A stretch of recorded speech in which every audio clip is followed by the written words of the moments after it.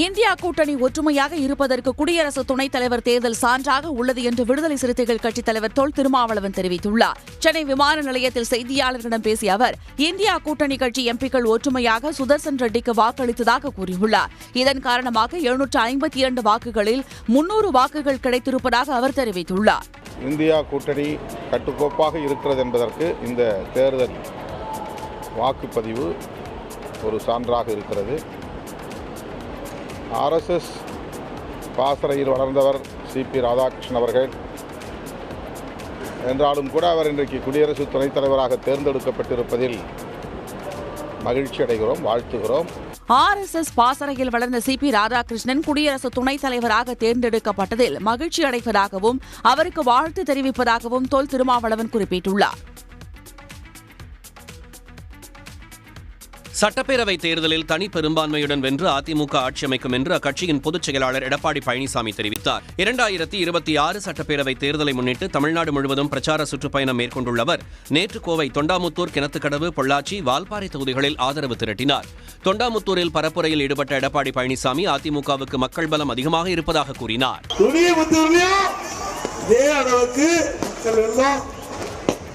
அடுத்த ஆண்டு நடைபெறுகின்ற சட்டமன்ற பொது தேர்தலில் தொண்டாமுத்தூர் சட்டமன்ற தொகுதி வெற்றி பெற்றுவிட்டது. அதற்கு இங்கே குழுமிருக்கின்ற மக்களுடைய வெள்ளமே சாட்சி. அதிமுக ஆட்சி அமைந்தவுடன் அத்திக்கடவு அவிநாசி திட்டத்தின் 2ஆம் கட்டம் செயல்படுத்தப்படும் என்று எடப்பாடி பழனிசாமி வாக்குறுதி அளித்தார். கர்நாடக மாநிலம் பொம்மலாபுரா கிராமத்தில் புலிக்கு அமைத்த கூண்டில் வனத்துறை அதிகாரிகளை கிராம மக்கள் அடைத்ததால் பரபரப்பு நிலவியது. சாமராஜநகர் மாவட்டத்தில் உள்ள வனப்பகுதியை ஒட்டிய விவசாய நிலங்களில் புலிகள் நடமாட்டம் உள்ளதாகவும் கால்நடைகளை கொன்று வருவதாகவும் விவசாயிகள் புகார் தெரிவித்தனர். ஆனால் வனத்துறையினர் புலியை பிடிக்க உரிய நடவடிக்கை எடுக்காமல் பெயரளவுக்கு கூண்டு வைத்துவிட்டு மட்டும் சென்று விடுவதாக தெரிவித்தனர். இந்த நிலையில் அங்கு ஆய்வுக்கு சென்ற வனத்துறையினரை கிராம மக்கள் முற்றுகையிட்டு கேள்வி எழுப்பினர். அப்போது முறையாக பதில் அளிக்கவில்லை என தெரிவித்து வனத்துறை அதிகாரிகள் மற்றும் ஊழியர்கள் 10 பேரையும் புலியை பிடிக்க அமைத்த கூண்டில் அடைத்தனர். தகவல் அறிந்து சென்ற போலீசார் அவர்களை மீட்டதாக கூறப்படுகிறது. இதனிடையே வனப்பகுதியில் கடினமான சூழலில் பணிபுரியும் வனத்துறையினரின் மீதான இந்த செயல் அவர்களது மன உறுதி, பணிச்சூழலை பாதிக்கும் என்று விமர்சனம் எழுந்துள்ளது. ஈரோடு மாவட்டம் பெருந்துறை அருகே ஆழ்துளை கிணறு வழியாக ஆலை கழிவுகள் வெளியேற்றப்படுவதாக கிராம மக்கள் புகார் அளித்துள்ளனர். கடப்பமடை கிராமத்தில் செயல்படும் தனியார் தொழிற்சாலை ஆலை கழிவுகளை பயன்பாட்டில் இல்லாத ஆழ்துளை கிணறு வழியாக வெளியேற்றுவதாக கூறப்படுகிறது. இதனால் நிலத்தடி நீர் ரசாயன நெடியுடன் நிறம் மாறி உள்ளதாகவும் அந்த நீரை குடிநீருக்கும் நிலத்திற்கும் கால்நடைகளுக்கும் பயன்படுத்த முடியாத நிலை உள்ளதாகவும் கவலை தெரிவிக்கின்றனர். இதனிடையே மாசடைந்த தண்ணீருடன் மாசு கட்டுப்பாட்டு வாரிய அலுவலகத்தில் புகார் அளித்த கிராம மக்கள் விதி மீறும் ஆலைகள் மீது நடவடிக்கை எடுக்க வேண்டும் என்று வலியுறுத்தியுள்ளனர். தண்ணி பார்த்தீங்கன்னா சிப்காட்டுக்கு அருகில் இருக்கிறனால எங்கள் தண்ணி போர்வெல் தண்ணி சுத்தமாக கெட்டு போய் கால்நடைகளுக்கு பயன்படுத்த முடியாத நிலைமையில் இருக்கிறோம். உடனடியாக சிப்காட்டு மூலிமா எங்களுக்கு கால்நடைகளுக்கு தேவையான நல்ல தண்ணீர் வழங்கி கொடுத்தா எங்களுக்கு ரொம்ப உபயோகமாக இருக்கும். திருவாரூர் மாவட்ட அரசு நெல் கொள்முதல் நிலையங்களில் கடந்த 20 நாட்களாக நெல் கொள்முதல் நிறுத்தப்பட்டுள்ளதால் ஆயிரக்கணக்கான நெல் மூட்டைகள் தேக்கமடைந்துள்ளதாக விவசாயிகள் கூறியுள்ளனர். தமிழக விவசாயிகள் நலச்சங்கத்தின் சார்பில் ஏராளமான விவசாயிகள் நன்னிலம் பேருந்து நிலையத்திலிருந்து பேரணியாக வட்டாட்சியர் அலுவலகத்தின் முன்பு கண்டன ஆர்ப்பாட்டத்தில் ஈடுபட்டனர். நன்னிலம், குடவாசல், வலங்கைமான் உள்ளிட்ட பல்வேறு பகுதிகளில் உள்ள நேரடி நெல் கொள்முதல் நிலையங்களில் 10,000க்கும் மேற்பட்ட நெல் மூட்டைகள் தேங்கி வீணாக்கும் சூழல் ஏற்பட்டுள்ளதாக விவசாயிகள் புகார் எழுப்பியுள்ளனர். நாங்கள் 100 நாள் 120 நாள் இந்த வெயில் மழையில் கஷ்டப்பட்டு விளைவிக்கிற நெல்லை நீங்கள் மானாவாரியாக வீணடிக்கிறீங்க. அதை விவசாயிகளுக்கும் பொதுமக்களுக்கும் பயன்படும் வகையில் பாதுகாப்பாக எங்கள்கிட்ட கொள்முதல் செஞ்சு எடுங்க. உடனடியாக இன்று அனைத்து இதிலும் கொள்முதல் செய்யப்படாவிட்டால் தொடர்ந்து ஆங்காங்கு எங்களுடைய விவசாய சங்கங்கள் சாலை மறியல் மற்ற அனைத்து அறப்போராட்டங்களை நடத்தும் என்பதையும் இதன் மூலம் தெரிவிப்படுத்தும். விவசாயிகளுக்கு பெரும் இழப்பு ஏற்படும் முன்பு நெல் கொள்முதல் தொடங்க விவசாயிகள் கோரிக்கை விடுத்துள்ளனர். புதுச்சேரியில் சுகாதாரமான குடிநீர் விநியோகிக்க கோரி பொதுப்பணித்துறை தலைமை அலுவலகத்தை முற்றுகையிட்டு திமுகவினர் போராட்டத்தில் ஈடுபட்டனர். உருளையன்பேட்டை மற்றும் நெல்லித்தோப்பு பகுதிகளில் சுகாதாரமற்ற குடிநீர் விநியோகம் செய்யப்படுவதாக புகார் எழுந்துள்ளது. இதனை கண்டித்து அரசுக்கு எதிராக முழக்கம் எழுப்பிய திமுகவினர் சுகாதாரமற்ற குடிநீருடன் கொண்டுவரப்பட்ட பானைகளை தரையில் போட்டு உடைத்து தங்கள் எதிர்ப்பை தெரிவித்தனர்.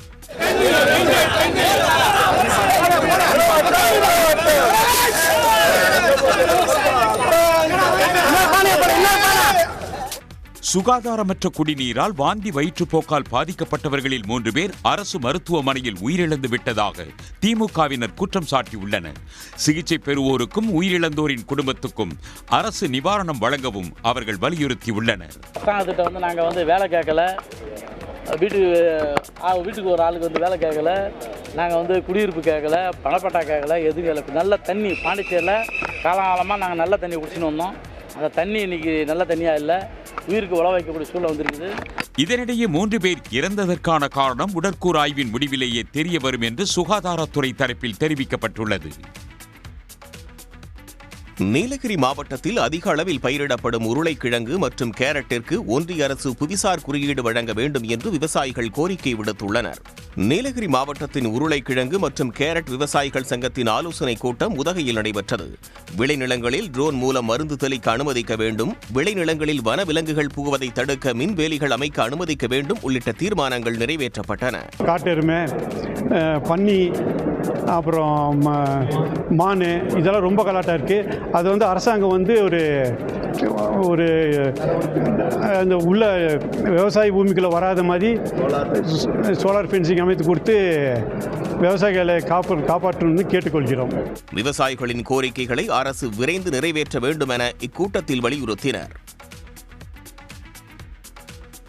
நீலகிரி மாவட்ட தொழிலாளர் நல நீதிமன்ற நீதிபதியின் தூண்டுதலில் மாவட்ட கருவூல அதிகாரிக்கு எதிராக பதிவு செய்யப்பட்ட வழக்கை ரத்து செய்து சென்னை உயர்நீதிமன்றம் உத்தரவிட்டுள்ளது.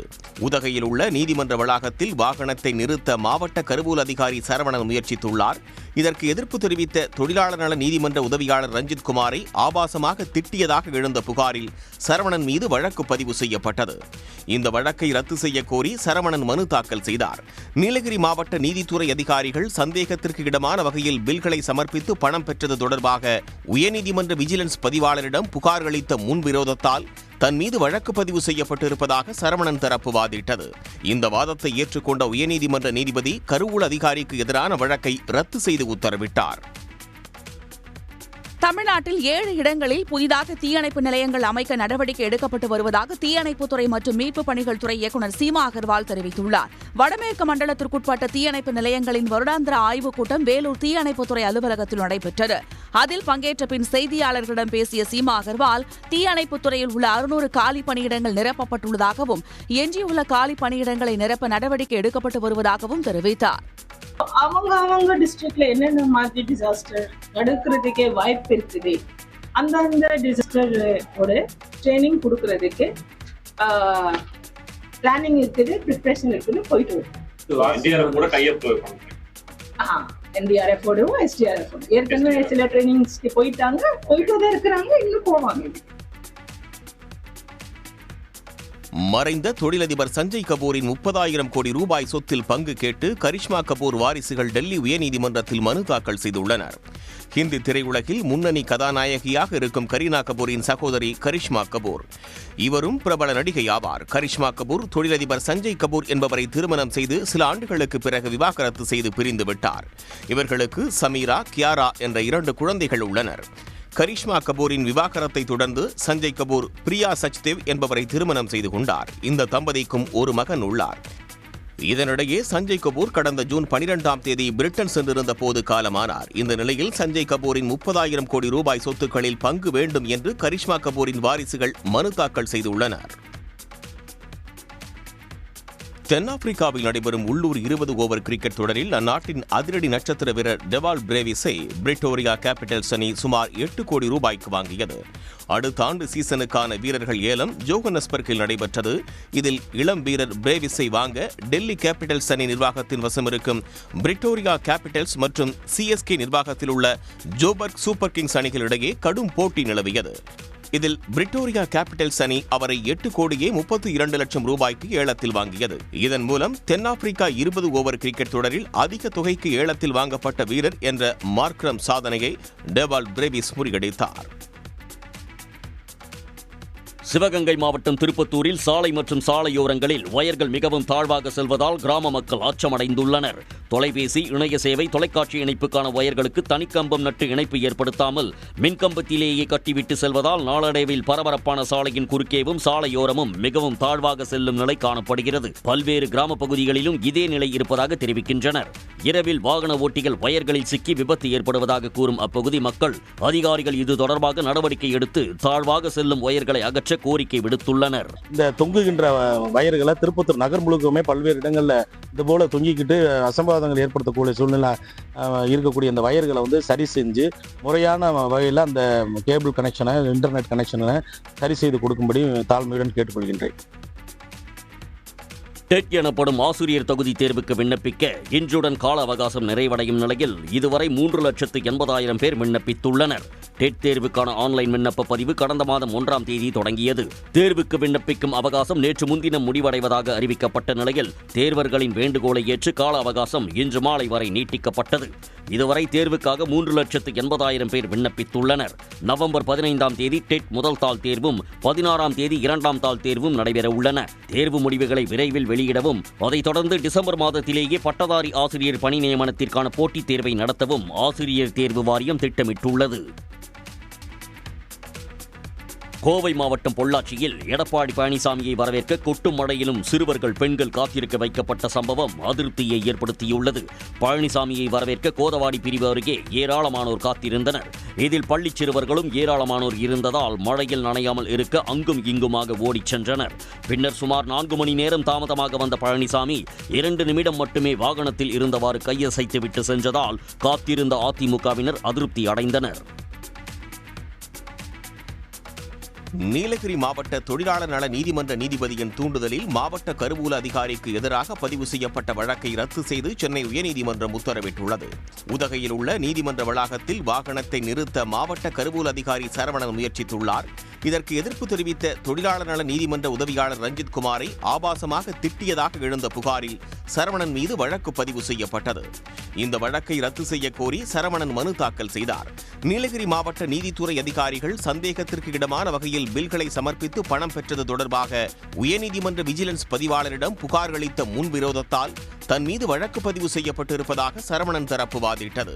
இந்த வாதத்தை ஏற்றுக்கொண்ட உயர்நீதிமன்ற நீதிபதி கருவூல அதிகாரிக்கு எதிரான வழக்கை ரத்து செய்து உத்தரவிட்டார். மசோதாக்களை நிறுத்தி வைக்க குடியரசுத் தலைவருக்கும் ஆளுநருக்கும் எவ்வித தனி அதிகாரமும் கிடையாது என்று உச்சநீதிமன்றத்தில் கேரள அரசு தெரிவித்துள்ளது. மசோதாக்களுக்கு ஒப்புதல் அளிக்க குடியரசுத் தலைவர் மற்றும் ஆளுநருக்கு கால நிர்ணயம் செய்தது தொடர்பாக குடியரசுத் தலைவர் விளக்கம் கோரிய வழக்கு உச்சநீதிமன்றத்தில் விசாரணைக்கு வந்தது. அப்போது கர்நாடகா மற்றும் கேரள அரசுகள் சார்பில் வாதங்கள் முன்வைக்கப்பட்டன. கேரள அரசு சார்பில் ஆஜரான மூத்த வழக்கறிஞர் கே வேணுகோபால், நியாயமான கால வரம்புக்குள் அல்லது குறுகிய காலத்திற்குள் மசோதாக்கள் மீது ஆளுநர் முடிவெடுக்க வேண்டும் எனவும், மசோதாவை பரிசீலிக்க ஆளுநர்கள் பல மாதங்கள் எடுத்துக்கொள்ள முடியாது என்றும் வாதிட்டார். ஆளுநருக்கு அரசியலமைப்பு அதிகாரம் உள்ளது என்ற ஒன்றிய அரசின் வாதத்தை நிராகரிக்க வேண்டும் என்றும் அரசியல் சாசன பிரிவு 143 கீழ் உச்சநீதிமன்றத்திடம் தன்னிச்சையாக விளக்கம் கேட்க குடியரசுத் தலைவருக்கு அதிகாரம் இல்லை என்றும் கர்நாடக அரசு சார்பில் வாதிடப்பட்டது. அனைத்து வாதங்களையும் உச்சநீதிமன்ற நீதிபதிகள் பதிவு செய்த நிலையில் இன்றும் விசாரணைக்கு வரவுள்ளது. கோவை மாவட்டம் பொள்ளாச்சியில் எடப்பாடி பழனிசாமியை வரவேற்க கொட்டும் மழையிலும் சிறுவர்கள், பெண்கள் காத்திருக்க வைக்கப்பட்ட சம்பவம் அதிருப்தியை ஏற்படுத்தியுள்ளது. பழனிசாமியை வரவேற்க கோதவாடி பிரிவு அருகே ஏராளமானோர் காத்திருந்தனர். இதில் பள்ளிச் சிறுவர்களும் ஏராளமானோர் இருந்ததால் மழையில் நனையாமல் இருக்க அங்கும் இங்குமாக ஓடிச் சென்றனர். பின்னர் சுமார் 4 மணி நேரம் தாமதமாக வந்த பழனிசாமி 2 நிமிடம் மட்டுமே வாகனத்தில் இருந்தவாறு கையசைத்துவிட்டு சென்றதால் காத்திருந்த அதிமுகவினர் அதிருப்தி அடைந்தனர்.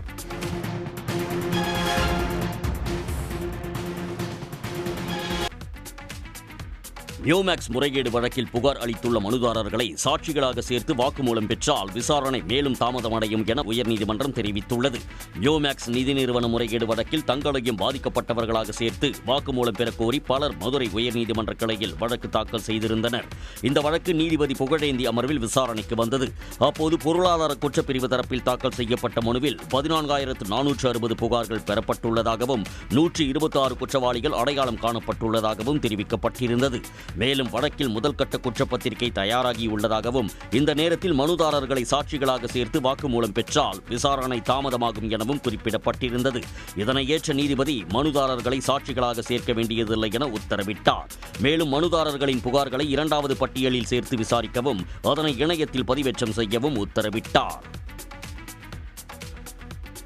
நடப்பாண்டிற்கான முரசொலி செல்வம் விருது மூத்த பத்திரிகையாளர் AS பன்னீர்செல்வனுக்கு வழங்கப்படும் என்று அறிவிக்கப்பட்டுள்ளது. முரசொலி நாளிதழின் நிர்வாக ஆசிரியராக இருந்த மறைந்த முரசொலி செல்வம் பெயரால் ஆண்டுதோறும் விருது வழங்கப்படும் என்று கடந்த ஆண்டு முதலமைச்சர் மு க ஸ்டாலின் அறிவித்தார். அதன்படி 2025ஆம் ஆண்டிற்கான விருதுக்கு ஊடகத்துறையில் 50 ஆண்டுகள் அனுபவம் பெற்றவரும் தமிழ்நாடு அரசின் சென்னை இதழியல் கல்வி நிறுவனத்தின் தலைமை இயக்குநரும் கலைஞரின் வாழ்க்கை வரலாற்று நூலை உலக புகழ்பெற்ற பெங்குயின் நிறுவனத்திற்காக ஆங்கிலத்தில் எழுதியவருமான AS பன்னீர்செல்வனுக்கு வழங்கப்படும் என்று அறிவிக்கப்பட்டுள்ளது. அவருக்கு வரும் 17ஆம் தேதியன்று கரூரில் நடைபெறும் திமுக முப்பெரும் விழாவில் முதலமைச்சர் மு க ஸ்டாலின் விருது வழங்க உள்ளதாகவும் தெரிவிக்கப்பட்டுள்ளது. தேனி மாவட்டம் சீலையம்பட்டி வேப்பம்பட்டி சாலையில் நாய் குறுக்கே வந்ததால் இருசக்கர வாகனத்தில் இருந்து விழுந்து மூளைச்சாவடைந்த காவலர் முனியாண்டியின் உடல் உறுப்புகள் தானமாக வழங்கப்பட்டன. தலையில் பலத்த காயங்களுடன் மதுரை அரசு ராஜாஜி மருத்துவமனையில் அனுமதிக்கப்பட்டிருந்த காவலர் முனியாண்டி மூளை சாவடைந்ததால் அவரது உடல் உறுப்புகளை தானமாக வழங்க அவரது தாய் மற்றும் உறவினர்கள் முன்வந்தனர். குறிப்பாக இதயம், கல்லீரல், தோல், கணையம், சிறுநீரகங்கள் உள்ளிட்ட முனியாண்டியின் உடல் உறுப்புகள் தானமாக வழங்கியதால் 5 பேர் மறுவாழ்வு பெற உள்ளனர். மூளை வந்துட்டு டெட் ஆயிடுச்சு, பிரெயின் டெட் ஆயிடுச்சு அப்படின்னு சொல்லி எங்களுக்கு ரிப்போர்ட் வந்துருச்சு. என்ன ஆர்கன்ஸ்லாம் நல்லா இருக்குது அப்படின்னு சொல்லி சொன்னாங்க. என் தம்பினால் ஒரு 4-5 பேர் நல்லா இருக்கட்டும், அவங்க மூலியமாக வந்து என் தம்பி வாழட்டும் அப்படின்றதுக்காக உடல் உறுப்பு தானம் பண்ணியிருக்கோம். மகனின் உடல் உறுப்புகள் தானமாக வழங்க ஒப்புக்கொண்ட பிறகு முனியாண்டியின் உடலை கண்டு அவரது தாய் கதறி அழுதது அங்கிருந்தவர்களை கலங்கச் செய்தது. திருவண்ணாமலை மாவட்டம் செய்யாறு அடுத்த தூசி அருகே வாங்கிய கடனை திருப்பி செலுத்துமாறு தனியார் வங்கி ஊழியர்கள் மிரட்டல் விடுத்ததால் 70 வயதான விவசாயி பூச்சி மருந்து குடித்து தற்கொலை செய்து கொண்டது பரபரப்பை ஏற்படுத்தியுள்ளது. நத்தக்கொள்ளை கிராமத்தைச் சேர்ந்த விவசாயி ராஜேந்திரன் 2 ஆண்டுகளுக்கு முன்பு காஞ்சிபுரத்தில் உள்ள 2 வங்கிகளில் வீட்டு பத்திரங்களை அடகு வைத்து 20 லட்சம் ரூபாய் கடன் பெற்றதாக தெரிகிறது. கடந்த சில மாதங்களாக கடனை கட்டத் தவறிய அவரின் வீட்டிற்கே வந்து வங்கி ஊழியர்கள் மிரட்டல் விடுத்ததாக கூறப்படுகிறது. விவசாயி தற்கொலை குறித்து தூசி போலீசார் வழக்கு பதிவு செய்து விசாரித்து வருகின்றனர். போன மாசம் 9 லட்சம் ரூபாய் கிட்ட அந்த மாதிரி கட்டியிருக்காங்க. மிச்சம் ஒரு 1 மந்த்தா அவங்க டிலே பண்ணதுனால சும்மா நைட்டு பகல் அப்படின்னு கூட பார்க்காம 10 மணி கூட வந்து அவங்க கேட்டுட்டே இருக்காங்க, டார்ச்சர் பண்ணிட்டே இருக்கோம். எங்க தாத்தாக்கு விஷம் குடிச்சு கல்னியில இறந்து கிடந்தாரு. அவர் விவசாயம் தான் பார்க்குறாரு. ஆன்லைன் சூதாட்டத்தில் விவசாயி ராஜேந்திரனின் இளைய மகன் கோபால் கடன் பெற்று இழந்த பணத்தை திருப்பி அளிக்கவே விவசாயி கடன் பெற்றதாக விசாரணையில் தெரியவந்துள்ளது. காஞ்சிபுரம் அருகே தங்கள் பகுதிக்கு கோயில் தேர் வர வேண்டும் என வலியுறுத்தி பட்டியலின மக்கள் மறியலில் ஈடுபட்ட போது போலீசாருடன் தள்ளுமுள்ளு ஏற்பட்டது. குன்னம் கிராமத்தில் மூங்கிலியம்மன் கோயிலில் 3 ஆண்டுக்கு ஒருமுறை நடக்கும் 10 நாள் தேர் திருவிழா கடந்த 2ஆம் தேதி தொடங்கியது. நேற்று இரவு அலங்கரிக்கப்பட்ட தேரில் உற்சவர் மூங்கிலியம்மன் வந்து பக்தர்களுக்கு காட்சி தந்தார். அப்போது பட்டியலின மக்கள் தங்கள் பகுதிக்கு தேர் வர வேண்டும் என்று வலியுறுத்திய போது மற்றொரு தரப்பினர் எதிர்ப்பு தெரிவித்ததால் பட்டியலின மக்கள் மறியலில் ஈடுபட்டனர். அப்போது போலீசாருடன் தள்ளுமுள்ளு ஏற்பட்டது.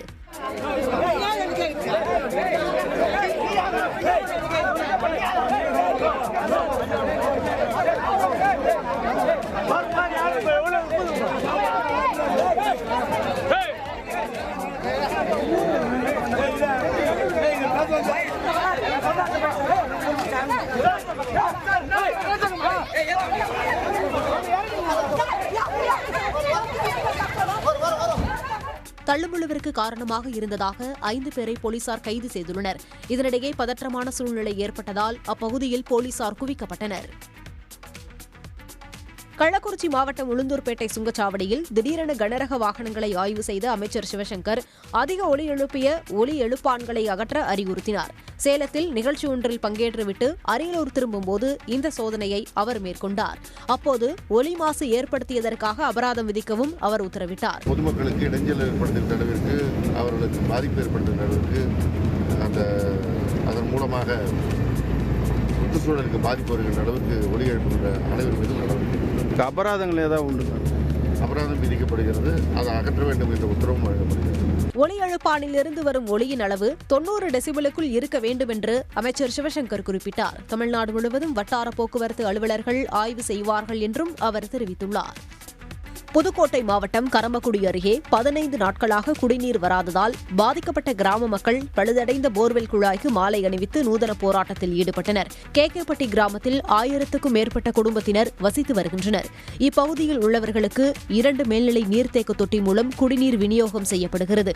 இந்நிலையில் பழுதடைந்த ஆழ்துளை மோட்டார்களால் 2 வாரங்களாக தண்ணீரின்றி அலைக்கழிக்கப்படுவதாக அப்பகுதி மக்கள் வேதனை தெரிவித்துள்ளனர். பிள்ளைங்கள்லாம் ஸ்கூலுக்கு போதுங்க, குழந்தைங்கள் எல்லாம் குளியாட்டுற கூட எங்களுக்கு தண்ணி இல்லை. நாங்கள் அங்கே இங்கேயும் ஓடிக்கிட்டு இருக்கோம். பக்கத்துலேயும் போரும் கிடையாது எங்களுக்கு.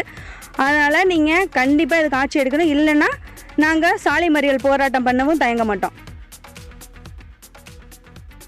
பிரபல மலையாள நடிகை கிரேஸ் ஆண்டனி 9 ஆண்டுகளாக காதலித்தவரை கரம் பிடித்துள்ளார். கணவரின் புகைப்படங்களை அவர் தமது இன்ஸ்டா பக்கத்தில் பதிவிட்டுள்ளார். ஹாப்பி வெட்டிங் படத்தில் அறிமுகமான கிரேஸ் கும்பலாங்கி நைட்ஸ் படத்தில் ஃபகத் ஃபாசில் மனைவியாக நடித்து கவனம் பெற்றார். உடனுக்குடன் செய்திகளை தெரிந்து கொள்ள சன் நியூஸ் பெல் ஐகானை கிளிக் பண்ணுங்க.